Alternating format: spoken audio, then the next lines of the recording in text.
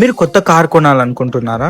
So అలాంటప్పుడు EV కొనడం బెటరా, లేదంటే హైబ్రిడా, లేదంటే good old petrol are diesel engines బెటరా? మీకు డౌట్ వచ్చి ఉండొచ్చు. అదే ఈవీస్లోనైతే ట్యాక్స్ తక్కువ, హైబ్రిడ్ వెహికల్స్ అయితే రెండు ఉంటాయి, అండ్ పెట్రోల్ అండ్ డీజిల్ వెహికల్స్కి అయితే కొంచెం కాస్ట్ తక్కువ అండ్ ప్రతి చోట అవైలబిలిటీ కూడా ఉంటుంది అని చెప్పేసి. కానీ ఫస్ట్ అయితే పెట్రోల్ అండ్ డీజిల్ ఇంజన్స్ని మనం already good old fashion vehicles కాబట్టి దాని గురించి పక్కన పెడదాం. ఎందుకంటే గ్రీన్ రెవల్యూషన్ గురించి ఎక్కువగా మనం ఈవీస్ని ప్రిఫర్ చేస్తాం కాబట్టి. అలాగే గ్రీన్ రెవల్యూషన్లో ఇంకొక పార్ట్ ఉంది, అదే హైబ్రిడ్ వెహికల్స్. అది ఏం చేస్తుందంటే ఈవీస్ లాంటి పర్ఫార్మెన్స్ అండ్ సేవింగ్స్తో పాటు plus good old petrol engines and diesel engines లాంటి సాటిస్ఫాక్షన్ని కూడా ఇస్తుంది. సో ఇక్కడ కొన్ని నెంబర్స్ గురించి, ఫేవరెట్ ఎక్సైటింగ్ నెంబర్స్ గురించి తెలుసుకుందాం. 2023లో ఈవీస్ ఇండియన్ టోటల్ మార్కెట్ సేల్స్లో 6.5%ని కంట్రిబ్యూట్ చేస్తాయి. ఇది మ్యాక్సిమం ఎక్కువ అనిపించకపోవచ్చు, కానీ ఇంతకు ముందు 2021తో పోల్చుకున్నట్టయితే 1.75%, 2023కి అది 6.5% అయింది.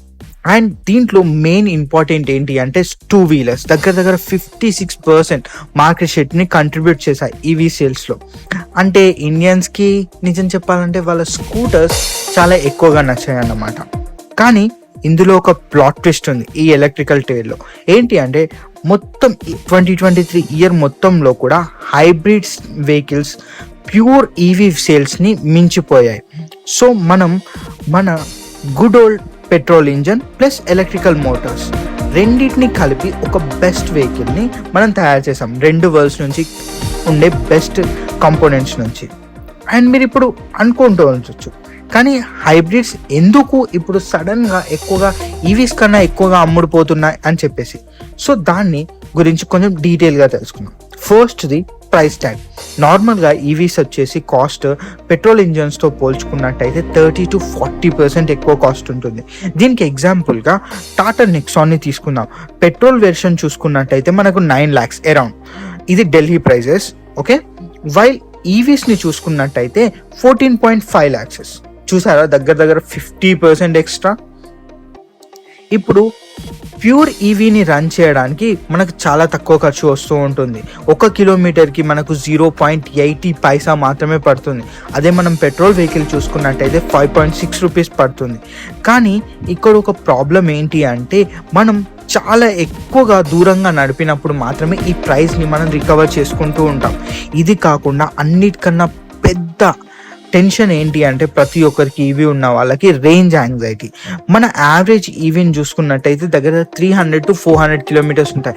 Of course there are certain variants 500, 600 వెళ్ళేటివి, బట్ స్టిల్ యావరేజ్ చూసుకున్నట్టయితే 300 to 400 కిలోమీటర్సే.